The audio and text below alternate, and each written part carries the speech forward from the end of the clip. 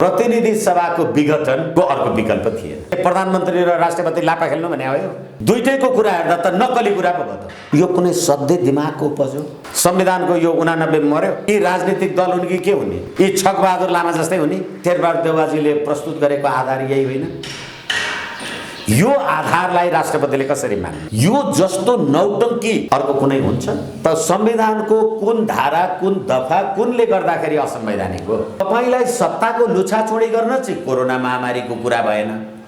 अब तपाईलाई नेपाली जनताको अभिमत लिन जानका लागि चाहिँ कोरोना महामारी हो। नेपालीलाई नागरिकताको प्रमाणपत्र दिने हो तपाई, नेपाली बनाउने काम नगर्नुस् न। अर्बौंको उसमा बिहा गरेपछि कुनै के भइहाल्यो। बिहा गरेको मान्छे भोलि फेरि फरक गरेर उतै गर्ने के हुन्छ नि? राजनीतिक सहमतिले नागरिकता दिने तपाई कहाँ, कस्तो देशमा 1 अर्ब 33 करोड जनसङ्ख्या भएको ठाउँ यो जस्तो ठुलो गम्भीर राष्ट्रघात अर्को हुनै सक्दैन। बेहुला बनाउँछु भन्थे बहुला बनाएर गई, माला लगाउँछु भन्थे भाला रोपेर गई।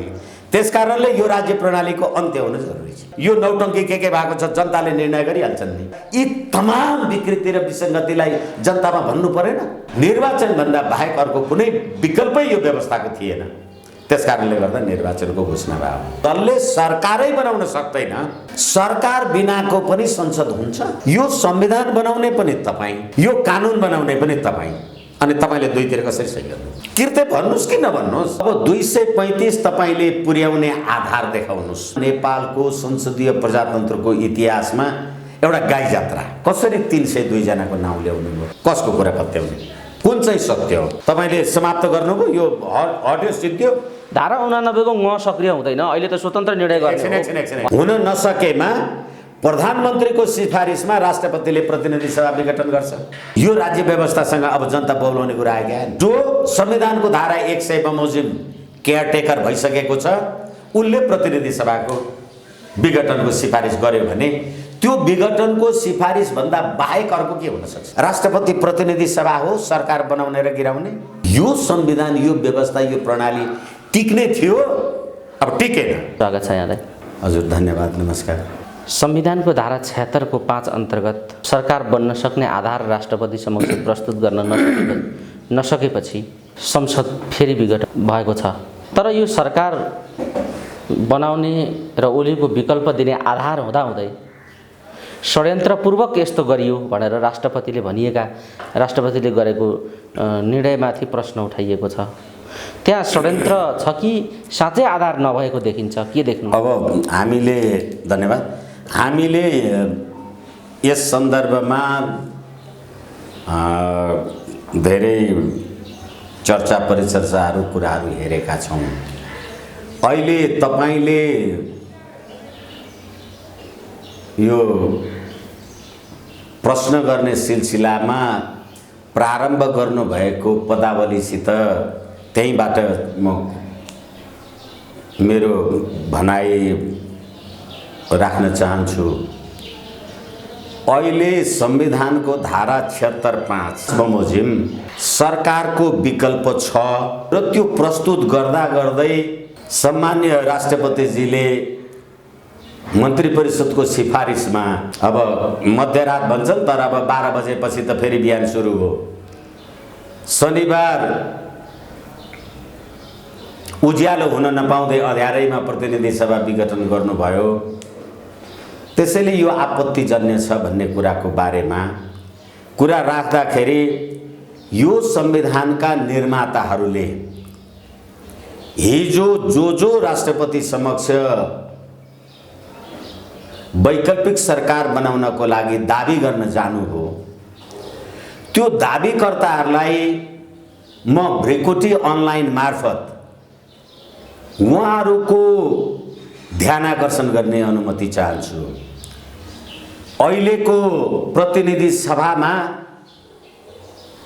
200, अब कोही 68 भन्छन्, कोही 70, 71 भन्छन्, 268 कै स्ट्रेन्थ छ। त्यो 268 को स्ट्रेन्थको लागि तपाईले बहुमत प्राप्त गर्नको लागि 235 त चाहियो। अब 235 तपाईले पुर्याउने आधार देखाउनुस्। सम्मानित प्रधानमन्त्री केपी शर्मा ओलीले 78 वैशाख 27 गते प्रतिनिधि सभामा विश्वासको मत प्राप्त नगर्दा, म फेरि दोहोऱ्याएर भन्दैछु, उहाँले विश्वासको मत प्राप्त नगर्दा विश्वासको प्रस्तावको पक्षमा 93 मत, विश्वासको प्रस्तावको विपक्षमा 124 मत, कसैको पनि प्रतिनिधि सभामा बहुमत देखिएन। प्रधानमन्त्रीजीको पनि देखिएन, विपक्षीहरूको पनि देखिएन। र त्यही प्रतिनिधि सभामा प्रतिनिधित्व गर्ने केपी शर्मा ओलीकै पार्टीका केही संसद सदस्यहरू अनुपस्थित हुने, अनि त्यही प्रतिनिधि सभाका जसपा जनता समाजवादी पार्टीका महन्त ठाकुर र राजेन्द्र महतोहरू तटस्थ बस्ने, बाबुराम भट्टराई र उपेन्द्र यादव चाहिँ विपक्षमा भोट हाल्ने भनेपछि यो पिक्चर हामीले प्रतिनिधि सभामा जे देख्यौँ, यो अस्तिको 27 गतेको पिक्चर वास्तवमा नेपालको संसदीय प्रजातन्त्रको इतिहासमा एउटा गाई जात्रा। एउटा पार्टीको मान्छे कोही अब्सेन्ट बसेको छ, कोही आधी भोट हालेको छ, कोही तटस्थ बसेको छ, कोही म आइन भनेको छ। अब त्यति भइसकेपछि प्रधानमन्त्रीलाई सम्मानित राष्ट्रपतिजीले यो संविधानको धारा 76 को 3 बमोजिम प्रधानमन्त्री बनाउनु भयो। लार्जेस्ट पार्टी, सबैभन्दा ठुलो दलको हैसियतले, सबैभन्दा ठुलो दलको हैसियतले प्रधानमन्त्री बनाएपछि उहाँले 30 दिनभित्र विश्वासको मत लिनुपर्छ यो संविधानको व्यवस्था अनुसार, अथवा संविधानको धारा 4 बमोजिम 5 बमोजिम। अब विश्वासको मत लिने कुरामा सम्मान्य प्रधानमन्त्रीजीले अथवा यो वर्तमान सरकार, तत्कालीन सरकारले के निधो गर्यो भनेदेखि हिजो प्रतिनिधि सभामा विश्वासको मत नपाएको हो र त्यो 27 गतेले 6 गतेसम्म 5 गतेसम्म भनेको त 7-8-10 दिनको कुरा छ भने अब त्यही संसदमा फेरि विश्वासको मत लिन जाने। यो संविधान बनाएको है, यसको कुरा गर्दैछु म। त्यसकारणले गर्दा कस्तो निर्लज्ज व्यवस्था होला।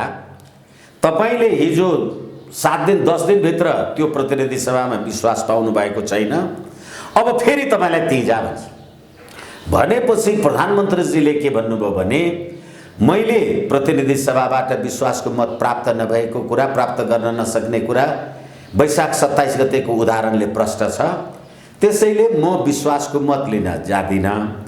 अब वैकल्पिक सरकार बन्नको लागि मार्ग प्रशस्त गर्छु भनेर उहाँले राष्ट्रपतिजीका मन्त्री परिषदको निर्णय दिएको हो।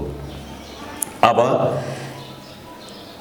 प्रधानमन्त्रीले त विश्वासको मत लिनु पो पर्थ्यो कि राजीनामा गर्नु पर्थ्यो भन्ने एक थरी तर्कहरू छन्।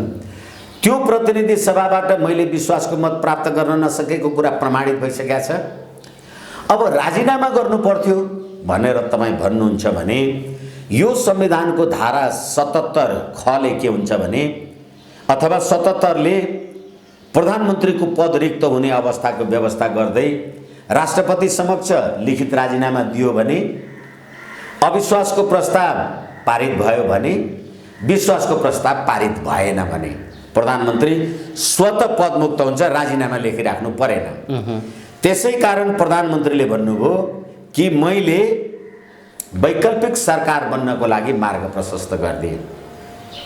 तपाईहरु जो जो आउनुहुन्छ, जो जो गर्नुहुन्छ, सरकार बनाउनुस्, जे गर्नुस् भनेर भन्नुभयो। भनेपछि अब तत्काललाई यो कुरा सार्वजनिक भएन अनि शेरबहादुर देउवाजी चाहिँ 149 जना संसद सदस्यको हस्ताक्षर लिएर आफूलाई प्रधानमन्त्री बनाउनका लागि जानुभयो। त्यो पनि अलिकति हामीले गणित आम जनतालाई पनि थाहा होस् भनेर भन्नै पर्छ, सुनाउनै पर्छ। त्यसमा कांग्रेसको 61 जना, माओवादीका 49, जनता समाजवादी पार्टीका 12 र नेकपा एमालेका 26।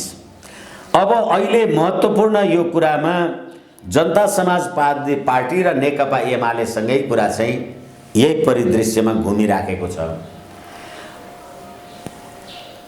नेपाली काङ्ग्रेसका नेता, संसदीय दलका नेता शेरबहादुर देउवाजीले यति सदस्य राखेर 149 भनेर जानुभयो र प्रधानमन्त्री केपी शर्मा ओलीजीले पनि फेरि दाबी गर्नुभयो। दाबी गर्दाखेरि उहाँले 153 जना भन्नुभयो। उहाँले 153 जना भन्दा नेकपा एमालेका 121, हालाकि एकजना परलोक हुनुभयो भन्छन्, अथवा उहाँले लेखेको 121। त्यसै गरेर उहाँले चाहिँ जनता समाजवादी पार्टीका 32 जना भन्नुभयो। हेर्नुहोस् है, जनता समाजवादी पार्टीका 32 जना भन्नुभयो र त्यसमा महन्त ठाकुर र राजेन्द्र महतोको सही छ। राजेन्द्र महतो संसदीय दलको नेता, केपी शर्मा ओली पनि एमालेको संसदीय दलको नेता भनेपछि राष्ट्रपति समक्ष तपाईले सरकार दाबीको लागि प्रस्तुत गर्दाखेरि नेपाली काङ्ग्रेसका 149, शेरबहादुर देउवाजीले भन्नुभए अनुसार केपी शर्मा ओलीजीले दिनुभएको 153 भनेपछि अब यो दुईटै तपाईले संख्या जोड्नुभयो भने 302, प्रतिनिधि सभा जम्मा 275 को अहिले कायम रहेको सभामुख 1 जना र अरु 2-2 जना निष्कासित भए, विजय गजदारहरू आदि इत्यादि अहिले संसद सदस्यको हैसियतमा छैन। 268 जनाको प्रतिनिधि सभामा तपाईहरू दुईटा केपी शर्मा ओली र शेरबहादुर देउवा भएर कसरी 302 जनाको नाउँ ल्याउनु भयो? अब तपाईले सोधेको प्रश्नलाई सम्बोधन गर्नका लागि संविधानको धारा 76 को 5 नसकेमा उपधारा 2 बमोजिमको कुनै सदस्यले प्रतिनिधि सभामा विश्वासको मत प्राप्त गर्न सक्ने आधार प्रस्तुत गरेमा, अब केपी शर्मा ओलीले म विश्वासको मत प्राप्त गर्छु भन्ने आधार प्रस्तुत गर्नुभयो। उहाँले के आधार प्रस्तुत गर्नुभयो भने मेरो 121 छन्, जसपाको 32 मलाई समर्थन छ भनेर म गएँ। अब नेपाली काङ्ग्रेस के भनेर गयो भने होइन, जसपाका 12 जना मसँग छन्, नेकपा एमालेका 26 छन्। कसको कुरा पत्याउने? कुन चाहिँ सत्य हो? अनि यो कुरालाई हेर्दाखेरि अब प्रतिनिधि सभामा विश्वासको मत प्राप्त गर्न सक्ने आधार प्रस्तुत गरेमा तपाई केपी शर्मा ओली र शेरबहादुर देउवाजीले प्रस्तुत गरेको आधार यही होइन? यो आधारलाई राष्ट्रपतिले कसरी मान्ने? त्यति मात्रै होइन, शेरबहादुर देउवाजीले प्रस्तुत गर्नुभएको दाबीमा नेकपा एमालेका 26 संसद सदस्य छन्। नेकपा एमालेका 26 संसद सदस्यहरू तिनीहरू नेकपा एमालेबाट हटेका छुटेका पनि छैनन्। संसदीय दलको नेता केपी शर्मा ओली नै हुनुहुन्छ भनेदेखि संविधानको धारा 89 को म तपाई जुन दलबाट निर्वाचित भएर आउनु भएको हो, तपाईले त्यो पदावधि कायम रहन्जेलसम्म त्यो दल परित्याग गर्नुभयो भने संसद सदस्य सिद्धिन्छ। अब म नेकपा एमाले शेरबहादुर देउवाजीको त्यो उसमा सही छाप गरेँ भने संविधानको धारा 89 को मले माधव नेपालको सदस्यता के भयो? अनि नेकपा एमालेको संसदीय दलको नेता केपी शर्मा ओलीले आफ्ना 120 जना संसद सदस्य भन्नुभयो, जसमा माधव नेपाल, भीमराव लगायतका मान्छेहरूको नाम छ भने एउटै मान्छे दुईटालाई सरकार बनाउनका लागि आधार हुने राष्ट्रपतिले विश्वास गर्ने आधार भयो? ठीक छ, तर त्यति मात्रै होइन। एकैछिन त्यति भनेर म अलिकति कुरा टुङ्गाउँछु। राजनीतिक दल सम्बन्धी ऐन 2073 को दफा 28 ले तपाईले पार्टीको हुइप उल्लङ्घन गर्न सक्नुहुन्न, सदस्यता जान्छ। त्यसै गरेर दफा 31 ले कुनै सदस्यले जुन दलबाट आएको त्यो दलको कुरा मानेन भने फेरि पनि उसको सदस्य जान्छ। यो संविधान बनाउने पनि तपाई, यो कानुन बनाउने पनि तपाई, अनि तपाईले दुईतिर कसरी सही गर्नु? यसकारणले गर्दाखेरि राष्ट्रपतिले संविधानको धारा 76 5 बमोजिम दुईटै दाबीकर्तालाई तिमीहरूको दाबी पुग्दैन, आधार भएन भने तर अहिले एकले अर्कालाई किर्ते सही बोकेर हिँडेको, सांसदहरूका किर्ते सहीको दुरुपयोग गरिएको भनेर आरोप लगाइराखेका छन् र त्यस पछाडि राष्ट्रपतिले जो संसद विघटन गर्ने कुरामा सहीछाप गरिदिनु भयो, विघटनतर्फ लगिदिनु भयो, त्यसलाई असंवैधानिक भनेका छन्। यो कति संवैधानिक र किर्ते सही भयो कि संसदको सहीको दुरुपयोग भयो भनेर अदालत जाने नेपाली काङ्ग्रेसले निर्णय गरिराखेको छ। असंवैधानिक कदम भयो विघटन भनेको छ काङ्ग्रेसले। अन्य दलहरूले, प्रचण्डहरू, माओवादी केन्द्र लगायतले यो कुरा भनिराखेका छन्। अब यो संवैधानिक कदम हो या असंवैधानिक कदम हो, यो पुनः संसद विघटन भएको कुरा क्लियर भनिदिनुहोस् त। जनता भ्रममा परे। किर्ते सही छापको जुन आरोप छ यो के हो र यो विघटन कति संवैधानिक या असंवैधानिक के हो बताइनुहोस्। अब फेरि पनि अहिले हामीले कुरा गरिसक्यौँ। जसपाको संसद सदस्य सङ्ख्या 32, 12 जना मान्छेहरूले मात्रै शेरबहादुर देउवाजीले लग्नुभएको कागजमा सही गर्नुभयो। अब किर्ते शब्द फेरि कुरा गरौँला। 12 जनाले सही गर्नुभयो भनेपछि अरू 20 जना कहाँ गए? 20 जना। अब राजेन्द्र महतो संसदीय दलको नेता म हुँ भन्नुहुन्छ र संसदीय दलको नेता राजेन्द्र महतो हो भनेपछि उसले त 32 जनाको संसदीय दलको नेता हो भने राजेन्द्र महतोले सही छाप गरेपछि त्यो 32 जनाको सही हो कि होइन? एक। अर्को कुरा, केपी शर्मा ओलीको पार्टी ब्रेक भएको छैन, संसद सदस्यहरू पनि हटेका छैनन्। मेरो संसदीय दलको 121 अहिले 120 को संसदीय दलको नेता म हुँ भनेपछि मेरो संसदीय दलमा कतिजना सदस्य छन्? 120 जना। भने ती 120 जना सदस्यहरू कसको सही किर्ते हो? अब एकछिनलाई मान्नुहोस्, किर्ते होस् कि सत्य होस् छोडिदिनुहोस्, तर राष्ट्रपति समक्ष त तपाईँले 149 लिएर जानुभयो, मैले 153 लगेँ भने एउटा संसदमा दुईटाको बहुमत हुन्छ। 275 को 261 अथवा 258 को प्रतिनिधि सभामा 302 जनाको सही छाप हुन्छ। किर्ते भन्नुहोस् कि नभन्नुहोस्। अनि राष्ट्रपतिले त दुवै किर्ते अर्थात् दुवै बहुमत पुगेन भन्ने त नभए उहाँले बताइदिनु भयो। तर विघटनको सन्दर्भमा अहिले प्रश्न उठेको छ र अर्को के उठेको छ भने संसदहरू दलको हुइपभन्दा माथि हुन्। त्यो प्रावधान त अघिल्लोका लागि हो। अब त स्वतन्त्र संसदले आफ्नो राय राख्न पाउनुपर्छ, त्यो कुरा हो भन्ने खालको तर्क गरिएको छ। एकैछिन। तपाईँ त्यो कुरा राख्नुहुन्छ भने संविधानको धारा 89 को ङलाई तपाईँ के भन्नुहुन्छ? यो यो यो यो यो संविधान तपाईँले समाप्त गर्नुभयो, यो हट्यो सिद्धियो। धारा 89 को ङ सक्रिय हुँदैन, अहिले त स्वतन्त्र निर्णय गर्ने भन्ने कुरा गर्छन् उनीहरू। एकछिन।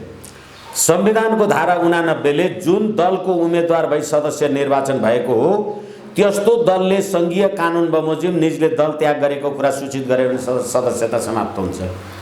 संविधानको यो 89 मर्यो।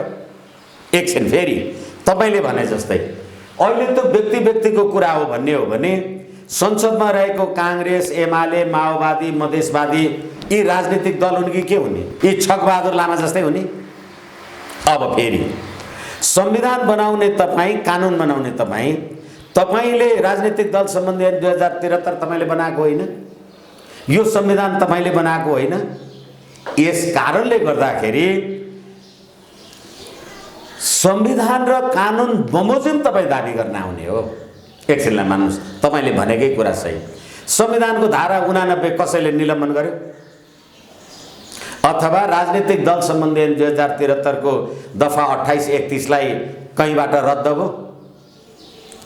त्यसैले राष्ट्रपतिले भन्यो कि प्रतिनिधि सभामा विश्वास गर्न सक्ने आधार, बहुमत पुर्याउन सक्ने आधार एउटै दलका एउटै सदस्यलाई दुई ठाउँ सही छाप गरेको छ भनेदेखि त्यो सही छाप जसले गरेको होला जसले नगरेको होला त्यो किर्दै गराउनुमा राष्ट्रपतिको भूमिका छैन।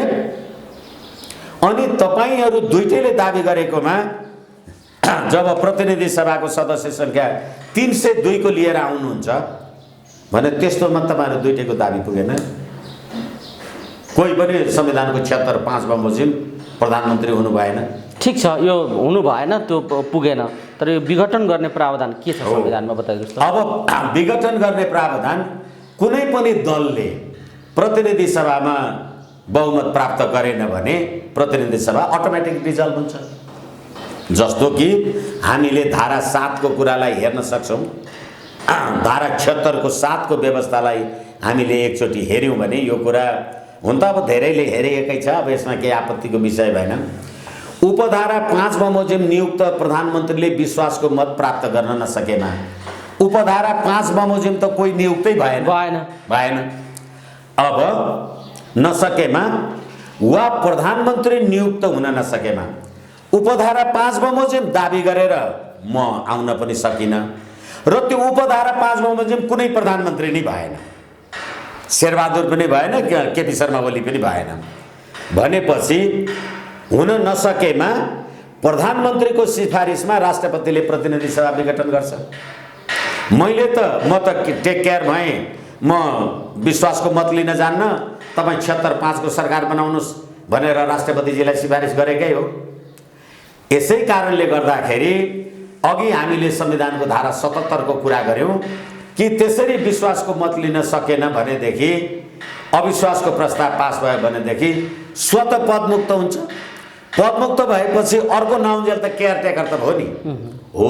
त्यसै कारणले गर्दाखेरि अब 76-5 बमोजिम पनि कोही आउन सकेन भने तपाईँले हिजो जुन 76-3 बमोजिम मलाई प्रधानमन्त्री नियुक्ति गर्नुभएको थियो, अब त्यो अटोमेटिक 7 हो, किनभने कसैले पनि बहुमत पुर्याउन सकेन। नसकेपछि अब कसको सरकार बनाउने त?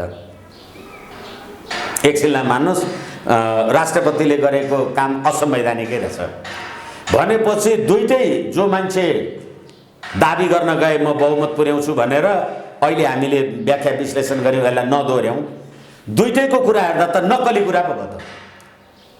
तपाईँ 149 भन्ने, म 153 भन्ने भने 302 जनाको प्रतिनिधि सभा हुन्छ भन्ने नक्कली कुरा भने कसले चाहिँ सक्कली गरे त यहाँ? अब त्यो कुरालाई राष्ट्रपतिले हेर्नुभयो, हेरेपछि राष्ट्रपतिले के भन्नुभयो भने तपाईँको पनि कुरा ठिक होइन, तपाईँको पनि कुरा ठिक होइन भनेपछि अब के हुने के भनेपछि अटोमेटिक 76-3 को प्रधानमन्त्री 7 बमोजिम प्रतिनिधि सभा विघटन गर्नु पर्यो, किनभने वैकल्पिक सरकार बनेन। नबनेपछि अनि त्यही केयरटेकर सरकारको निर्णय बमोजिम त्यसले राष्ट्रपतिजी कहाँ सिफारिस गर्यो, राष्ट्रपतिजीले प्रतिनिधि सभा विघटनको घोषणा, सूचना, विज्ञप्ति जे होस् त्यो कुरा जारी गर्नु। अब यो असंवैधानिक भयो भनेर जनसडक आन्दोलनमा आउँछौँ भन्ने या आन्दोलनको धम्की दिनु या सर्वोच्चको ढोकामा पुग्नुको के औचित्य छ? केही सान्दर्भिकता छ बताइदिनुहोस्।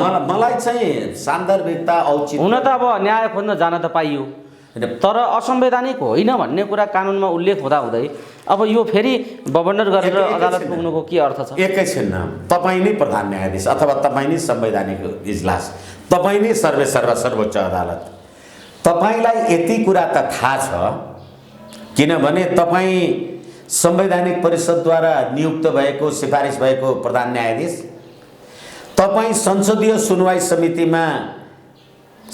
सुनवाई समिति पनि पारित गरेर त्यहाँबाट पनि तपाईँ सिफारिस भएर आउनुभएको प्रधान न्यायाधीश, तपाईँलाई अथवा अदालतलाई नेपालको प्रतिनिधि सभामा कति सदस्य हुन्छन् भन्ने कुरा त थाहा छ होला, अवश्य थाहा छ भने अहिले केपी शर्मा ओली र शेरबहादुर देउवाको कुरालाई तपाईँ प्रतिनिधि सभाका सदस्यहरूको सही हो भनेर मान्नुहुन्छ भने 302 जनाको पार्लियामेन्ट हो भन्नु पर्यो नि त सर्वोच्चले। सम्भव छ एक। अर्को कुरा, माधव नेपालजीहरूले नेकपा एमालेका 26 जनाले शेरबहादुर देउवाजीको समर्थन पत्रमा सही त गर्नुभयो, नेकपा एमाले छोड्नुभयो। ल तपाईँले भने जस्तो एक्लै रहेछ अरे, नेकपा एमाले छोड्नुभयो किनभने छोड्नुहुन्छ तपाईँको संसद सदस्य पद गइहाल्यो र त्यो संसद सदस्य पद जाने बित्तिकै तपाईँको हिसाब गन्ती भएन। होइन तपाईँ कायम राख्नुहुन्छ भने एकछिनलाई मान्नुहोस्, तपाईँ जुन दलबाट उम्मेदवार हुनुभयो, आउनुभयो, ऐन कानुन संविधान जे बनाउनु भयो, तपाईलाई अर्को पार्टी अर्को उसकोमा गएर सहीछाप गर्न नीति, नैतिकता, पद्धति, प्रणाली, यो थिति, संविधान, ऐन कानुन तपाईलाई चाहिएन। तपाईँले चाहिँ जे गरे पनि हुन्छ। फेरि पनि म तपाईँलाई भन्छु, यो मात्रै प्रतिनिधि सभा यस्तो अनौठो अकल्पनीय, अब हामी भन्दाखेरि उदाहरणको लागि गाई जात्रै भन्छौँ, जसपाको 12 जना मान्छे एक ठाउँ सही गर्छन् शेरबहादुर देउवाजीकोमा, जसपाको संसदीय दलको नेता 32 जनाको संसदीय दलको नेता म पो हुँ भनेर राजेन्द्र महतोजीले सही गर्छ। यो कुनै सधैँ दिमागको उपज हो। अनि यो कुरा सुनेपछि अब नेपाली जनता नबौलाएर के गर्ने त? 275 को प्रतिनिधि सभामा 261, 271 अथवा 268 सदस्य संख्या कायम रहेको प्रतिनिधि सभामा 302 जना मसँग छ भनेर जाने, यो राज्य व्यवस्थासँग अब जनता बौलाउने कुरा आयो क्या नि त। यसै कारणले मैले भने संविधानको धारा 76 को 5 ले विश्वासको मत प्राप्त गर्ने सक्ने आधार केपी शर्मा ओलीले पनि दिन सक्नु भएन, प्रस्तुत गर्नु भएन, उहाँको पनि सत्य साबित भएन, शेरबहादुर देउवाजीले दिनुभएको पनि सत्य साबित भएन। किनभने माधव नेपालजी नेकपा एमालेको संसद सदस्य अनि बाबुराम भट्टराई उपेन्द्र यादवहरू जसपाको संसद सदस्य, जसपाको संसदीय दलको नेता राजेन्द्र महतो केपी ओलीकोमा सहीछाप गर्ने, बाबुराम भट्टराई शेरबहादुरकोमा। यो जस्तो नौटंकी अर्को कुनै हुन्छ? यसै कारणले यो प्रतिनिधि सभा एकछिनलाई मान्नुहोस्, यो जे चरित्र हामीले अहिले चित्रण गरिराखेका छौँ यो कायम भएर के भयो? किनभने सम्मानित सर्वोच्च अदालतले त 77 फागुन 11 गते त पुनर्स्थापित गर्दैकै हो। त्यसको 2.5-3 महिना पुग्दा नपुग्दा तपाईले प्रधानमन्त्रीको विरुद्ध अविश्वासको प्रस्ताव ल्याउन सक्नुभयो, पास गर्नुभयो र संसदको संरचना हामीले हेर्यौं। प्रधानमन्त्रीले विश्वासको मत माग्दा प्रधानमन्त्री 93 सदस्य, विपक्षीहरू सबै भएको 124 सदस्य। अब जसले सरकारै बनाउन सक्दैन, सरकार बिनाको पनि संसद हुन्छ। त्यसकारणले गर्दाखेरि प्रधानमन्त्रीले संविधानको धारा 76(5) बमोजिम कसैले पनि प्रतिनिधि सभामा विश्वासको मत हासिल गर्न नसकेको कारणले गर्दा संविधानको धारा 76(7) बमोजिम, यही संविधानको धारा 76(3) बमोजिम लार्जेस्ट पार्टी, ठुलो पार्टीको हैसियतले नियुक्त प्रधानमन्त्री, जो संविधानको धारा 100 बमोजिम केयरटेकर भइसकेको छ, उनले प्रतिनिधि सभाको विघटनको सिफारिस गर्यो भने त्यो विघटनको सिफारिस भन्दा बाहेक अर्को के हुन सक्छ? अब कसैले मध्यरात भन्छन्, कसैले दिउँसो भन्छन्, कहिले के भन्छन्। राज्यको राज्य सम्पादनको, राज्यको कार्य सम्पादनमा काम कारबाही गर्दा त राति दिउँसो बिहान बेलुका जहिले जे आवश्यकता पर्छ त्यही आवश्यकता अनुसार गर्ने हो। अब अहिले प्रधानमन्त्री र राष्ट्रपति मिले, यिनीहरूले त दिस एन्ड द्याट पो गरे भनेर अहिले जे कुरा भनिराखेको छ, यो पनि कुरा एकचोटि यहाँ निवेदन गरिहालौँ। यो संविधानको धारा 64 को व्यवस्था के हो भने, धारा 66 को व्यवस्था के हो भने, यसको 2 उपधारा 1 बमोजिमको अधिकारको प्रयोग वा पालना गर्दा यो संविधान वा संघीय कानुन बमोजिम कुनै निकाय वा पदाधिकारीको सिफारिसमा गरिने भनी कीटाणुसाथ व्यवस्था भएको कार्य बाहेक राष्ट्रपतिबाट सम्पादन गरिने अन्य जुनसुकै कार्य मन्त्री परिषदको सिफारिस र सम्मतिबाट हुनेछ। त्यस्तो सिफारिस र सम्मति प्रधानमन्त्री मार्फत पेश हुनेछ भनेपछि के प्रधानमन्त्री र राष्ट्रपति लापा खेल्नु भने हो? यी सम्पूर्ण कार्यकारी गतिविधिहरू जे भएको छ, मन्त्री परिषदको निर्णय तिमी प्रधानमन्त्री यहाँ प्रस्तुत गर भनेपछि अब प्रधानमन्त्रीले त्यही कुरा राष्ट्रपतिकोमा प्रस्तुत गर्यो। अब राष्ट्रपतिले त्यो कुरालाई मान्यो भने र फेरि संसदीय प्रजातन्त्रमा अब बेलायती मोडल अथवा के मोडल छोडेल जे भन्छन्, the king can do no wrong भनेर भन्छौँ हामी। अहिले राष्ट्रपतिले यसो गर्नु पर्थ्यो, राष्ट्रपतिले कुनै के त्यो रुजु गराउनु पर्थ्यो, सहीछाप गराउनु पर्थ्यो भनेपछि राष्ट्रपति प्रतिनिधि सभा हो सरकार बनाउने र गिराउने। अब राष्ट्रपतिले त्यसो गर्नु पर्थ्यो भन्यो भने त्यो राष्ट्रपतिको काम कार्यकारी राष्ट्रपति हुन्थ्यो कि रबर स्ट्याम्प राष्ट्रपति हुन्थ्यो? संवैधानिक राष्ट्रपति हुन्थ्यो कि कार्यकारी राष्ट्रपति हुन्थ्यो? यसै कारणले गर्दाखेरि राष्ट्रपतिलाई तपाईँले कार्यकारी बनाउनु भएको थियो भनेदेखि त्यही शीतल निवासमै उभिएर बसेर ल तेरो 153 तेरो 149 सही छाप गरा भनेर लाइन लगाएर पनि त हुन्थ्यो नि। राष्ट्रपति कार्यकारी पनि होइन एक, र अर्को कुरा राष्ट्रपतिले मन्त्री परिषद बनाउने होइन नि, प्रधानमन्त्री बनाउने होइन, प्रतिनिधि सभाले बनाउने हो। तर प्रतिनिधि सभामा दुईटै दावेदारहरूको दाबी चाहिँ आधारयुक्त, ठोस आधारयुक्त देखिएन, त्यसैले गर्दा दुईटैको दाबी पुग्दैन भनेपछि अब अर्को के संवैधानिक उपाय छ त? अहिले सडकमा जान्छौँ यो असंवैधानिक भयो के भयो भनेर तपाईँ भन्नुहोस् त, संविधानको कुन धारा कुन दफा कुनले गर्दाखेरि असंवैधानिक हो भनेपछि सर्वोच्चमा गएर पनि हुनेवाला केही छैन।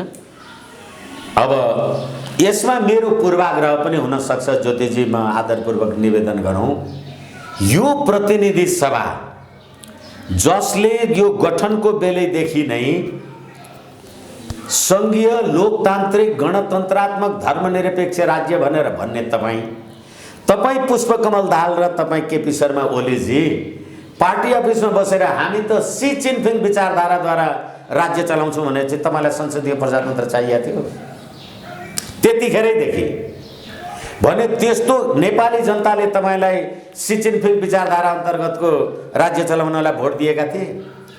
नेपाली जनताले तपाईँलाई यो 94% ओमकार परिवारका मान्छेहरूले तपाईँलाई धर्म नष्ट गर्नका लागि कपिलवस्तुमा लुम्बिनीमा भगवान बुद्धको शालिग तोडफोड गर्नलाई दिएका थिए।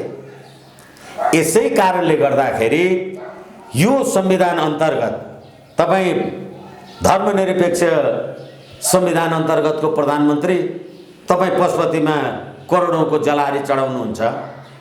त्यो सुनको जलहारी चढाउँदा नेपालमा नेपाली नागरिक, क्रिस्चियन एउटा नागरिक, मुसलमान एउटा नागरिकले राज्यलाई कर तिरेको छैन।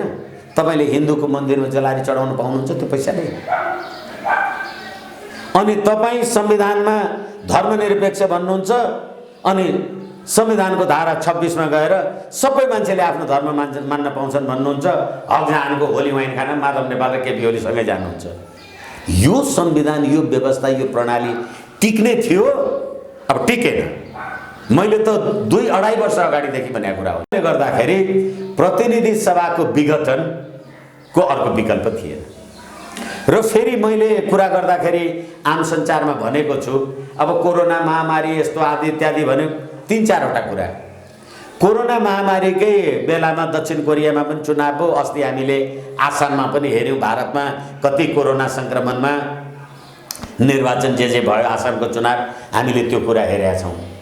र अझै अर्को कुरा के हो भने कोरोना महामारीको सङ्क्रमण थियो भने र त्यसको बारेमा चाहिँ काम कारबाही गर्नु थियो भने तपाईँलाई सत्ताको लुछाछोडी गर्न चाहिँ कोरोना महामारीको कुरा भएन। अब तपाईँलाई नेपाली जनताको अभिमत लिन जानका लागि चाहिँ कोरोना महामारी हो। मैले तपाईँहरूसँगै कुरा गर्दा भनेको छु, हिजो चुनाव लड्दाखेरि नेपाली जनता 2 लाख थिए र म 1,01,000 भोट लिएर जितेँ। अहिले कोरोना महामारीले चाहिँ 1 लाख मरे भने अब त बाँचेकाले नि भोट हाल्ने हो। हिजो 1 लाख भोट चाहिन्थ्यो, अहिले त 50,000ले हाल्दै म चुनाव जितिहाल्छु। जनता मरुन् न, के मतलब छ? यस कारणले गर्दा फेरि के भन्छ भने होइन अब यो त संविधान खत्म हुने भयो यो मध्यावधि निर्वाचनले गर्दा भने। तपाईँ आवधिक निर्वाचन, मध्यावधि निर्वाचन, संसदीय प्रजातन्त्रको कुरा गर्नुहुन्छ भने संसदीय प्रजातन्त्रमा चुनाव नभएर के हुन्छ? यसैले चुनाव गर्दाखेरि नै यो संविधान जाने हो भने त जनताको राजकीय सत्ता र सम्प्रभु सत्ता कहाँबाट लिएर आउनुहुन्छ तपाईँ? कि भन्नु पर्यो राजनीतिक प्रभुसत्ता भनेको बन्दुकको नालीबाट निस्किन्छ भनेर? होइन, जनताको अभिमतबाट निस्किन्छ भन्ने हो भने त यो नौटङ्की के भएको छ जनताले निर्णय गरिहाल्छन् नि। तपाईँ ठिक कि म ठिक कि, अर्को यो पार्लियामेन्टमा देखाएको गाई जात्रा ठिक कि, यो भ्रष्टाचार, व्याभिचार, अनाचार, निर्मला पन्त लगायतका हत्या आदि इत्यादिका कुरा, निर्वाचनमा चुनाव हारेका वामदेव गौतमहरूलाई फेरि घुमाएर तपाईँहरूले राष्ट्रिय सभामा लग्नु भएका कुरा, यी तमाम विकृति र विसङ्गतिलाई जनतामा भन्नु परेन? त्यस कारणले गर्दाखेरि निर्वाचनभन्दा बाहेक अर्को कुनै विकल्पै यो व्यवस्थाको थिएन। त्यस कारणले गर्दा निर्वाचनको घोषणा भयो। ठिक छ, यो सन्दर्भलाई यहाँ छोडेर सत्तामा टिक्नका निम्ति, कुर्सीमा बसिराख्नका निम्ति ओलीजीले नागरिकता सम्बन्धी अध्यादेश जस्तो एउटा देशद्रोही कदम पनि चाल्नुभयो भनेर अहिले आलोचना भइराखेको छ र विशेषतः दक्षिणका छिमेकीहरूले काँधमा बोकेर हिँडिदिनाले गर्दा यो व्यवस्था मास्नका निम्ति ओलीलाई यसरी काँधमा बोकिएको छ भनेर पनि आरोप लगाउने यदाकदा सुनिन्छ। विष्णुजी बताइदिनुहोस् त, यो नागरिकता सम्बन्धी अध्यादेशमा के गल्ती गरेका छन् ओलीले या ठिक गरेका छन्, यो के हो? र अब विशेषतः वैदेशिक शक्ति केन्द्रको आडमा ओलीले यो गरे भन्नेहरूका लागि के जवाब छ तपाईँको, बताइदिनुहोस् त। अब तपाईलाई म फेरि यही संविधानकै कुरा भनौँ। उहाँले संविधान संशोधनको लागि एउटा केही कमिटी समिति पनि बनाउनु भएको छ क्यार। यो संविधानको धारा 10 ले कुनै पनि नेपाली नागरिकलाई नागरिकता प्राप्त गर्ने हकबाट वञ्चित गरिने छैन। कुनै पनि नेपाली नागरिकलाई नागरिकता प्राप्त गर्ने हकबाट वञ्चित गर्न सक्छ। तपाईँ पहिले नेपाली हुनु पर्यो, अनि तपाईलाई नागरिकता प्राप्त गर्ने हकबाट चाहिँ राज्यले वञ्चित गर्नु भएन। राज्यले नेपाली बनाउने होइन, यो राज्य नेपाली बनाउँदैछ। यसै कारणले गर्दाखेरि यो नागरिकता सम्बन्धी विधेयकको कुरा गर्ने हो भने त प्रतिनिधि सभामा 2075/4/22 गतेका दिन नागरिकता सम्बन्धी विधेयक आयो। अहिले प्रतिनिधि सभाको विचाराधीन रहेको विषयमा तपाईँ को हो यो नागरिकताको अध्यादेशको कुरा गर्ने? के अधिकार छ तपाईँलाई? अब तपाईँ अध्यादेश भनेर 114 को कुरा गरौँ। 114 को व्यवस्था के हो भने संघीय संसदको दुवै सदनको अधिवेशन चलिरहेको अवस्थामा बाहेक अन्य अवस्थामा तत्काल केही गर्न आवश्यक परेमा मन्त्री परिषदको सिफारिसमा राष्ट्रपतिले अध्यादेश ल्याउँछ। तत्काल केही गर्न आवश्यक पर्यो, के पर्यो तत्काल? अहिले नागरिकताको लागि नागरिकता ऐन छैन, संविधान छैन, कानुन छैन। यिनै रामबहादुर थापा बादल होइनन्? यिनले सम्पूर्ण वंशजको मान्छेलाई, अङ्गीकृत मान्छेलाई पनि जन्मसिद्धलाई पनि वंशजको आधारमा नागरिकता दिनु भनेर। तपाईलाई म फेरि यही संविधानको धारा 289 को कुरा म एकचोटि तपाईलाई निवेदन गरौँ, आम नेपाली जनतालाई पनि यो कुरा थाहा होस्। संविधानको धारा 289 को व्यवस्था के हो भनेदेखि राष्ट्रपति, उपराष्ट्रपति, प्रधानमन्त्री लगायतका मान्छेहरू वंशजको आधारमा नागरिक नभइकन तपाईँ मन्त्री, प्रधानमन्त्री, राष्ट्रपति, प्रधान सेनापति हुन पाउनुहुन्न भनेदेखि अहिले तपाईले सबै वंशजको आधार के अरे जन्मसिद्धको आधारमा, अङ्गीकृतको आधारमा तपाईले उनीहरूलाई चाहिँ जन्मसिद्ध नागरिक दिनुभयो भने भोलि यो देशको राष्ट्रपति पारिबाट आएको मान्छे हुन्छ कि यहीँको मान्छे हुन्छ? किनभनेदेखि सरितागिरीमा प्रवृत्ति हामीले हेऱ्यौँ प्रतिनिधि सभामा। भोलि तपाईँ रोटी र बेटी तल र माथिको कुरा गरेर यदि तपाईँ 1 अर्ब 30 करोड जनसङ्ख्या भएको देशबाट नागरिकता लिएर दिने जुन प्रावधान गर्नुहुन्छ भनेदेखि त्यो भन्दा ठुलो राष्ट्रघात अर्को हुन सक्दैन। एक र अर्को कुरा के हो भनेदेखि यो संविधान मात्रै होइन, हरेक चोटि जब हाम्रो देशमा नयाँ संविधान आउँछन् अनि त्यहाँबाट यो संविधान लागू हुँदाका बखतदेखि लागू भएका दिनदेखि अनि यति नागरिकता पाउने उति 2019 सालदेखि यो देशमा संविधान बनेर आयो भने जब संविधान बनेर आउँछ तपाईँ खाली नागरिकताको प्रश्नलाई किन लिएर आउनुहुन्छ? गर्दा गर्दै देशभित्रै तपाईँ अल्पमतमा पर्नुहुन्छ। र फेरि के हो भनेदेखि यही सम्मानित सर्वोच्च अदालतले नागरिकता बारे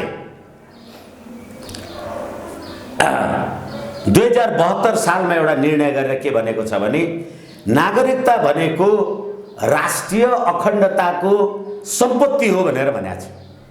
तपाईले त्यो नागरिकता नेपालीलाई नागरिकताको प्रमाणपत्र दिने हो, तपाईँ नेपाली बनाउने काम नगर्नुहोस् न। यहाँ ओलीजीले त्यो गर्नुभयो हो, किनभने अब अहिले अध्यादेश भन्नुभयो। अब फेरि के भने हुन त अब यो कुरा महन्त ठाकुरजी अथवा उहाँहरूका कानुन व्यवसायी अथवा उहाँहरूका यो शेरबहादुर देवजी सबैलाई थाहा होला। तपाईले अहिले वंशजको नागरिकता दिनुहुन्छ भनेदेखि अध्यादेश मार्फत दिनुहुन्छ भने, किनभने संविधानको धारा 289 मैले तपाईलाई पढेर सुनाएँ, राष्ट्रपति प्रधानमन्त्री हुनको लागि वंशजको नागरिक हुनुपर्छ भनेदेखि अब अहिले तपाईले त्यो अध्यादेश ल्याउनुहुन्छ। अध्यादेश कहिलेसम्मलाई कायम हुन्छ? राष्ट्रपतिले चाह्यो भने जहिलेसुकै फिर्ता लिए हुन्छ। प्रतिनिधि सभाको बैठक बसेपछि प्रतिनिधि सभामा त्यसलाई प्रस्तुत गर्नुपर्छ। त्यो दुईटा कुरा गरेन भने 60 दिनभित्र स्वतः समाप्त हुन्छ। अहिले प्रतिनिधि सभा विघटन गर्नुभयो, 6 महिना लाग्छ अब चुनाव यदि भयो भने, अथवा यसको कोर्स गयो भने 60 दिन त फेरि गयो। अब राष्ट्रपतिले जुनसुकै बखत फिर्ता लिनुहुन्छ भन्ने कुरा भयो भने जुनसुकै बखत फिर्ता लिनका लागि अहिले किन गर्नु पर्यो? र अर्को कुरा, संविधानको धारा 114 के हो भने मुलुकमा संसदको बैठक नभएको अवस्थामा तत्काल केही गर्नलाई आवश्यक पर्यो। तत्काल के आवश्यक पर्यो तपाईलाई? तपाईलाई तत्काल आवश्यक परेको कुरा के हो? यसै कारणले गर्दाखेरि मलाई लाग्छ 60 दिने उमेरको अध्यादेश ल्याएर तपाईले नेपालको राष्ट्रियता अथवा नेपालको राष्ट्रपति लगायतका पदहरूमा, तपाईलाई म एउटा कुरा उदाहरण दिउँ।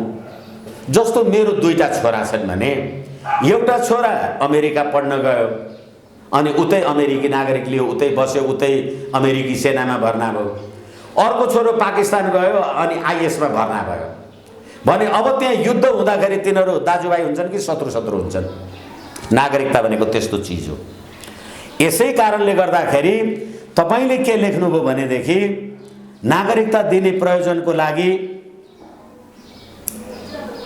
अब 11(2) मा के भन्नुहुन्छ भने यो संविधान प्रारम्भ हुँदाका बखत नेपालमा स्थायी बसोबास भएको, यो संविधान प्रारम्भ हुनुभन्दा अगाडि 4 वटा 5 वटा संविधान प्रारम्भ भएन?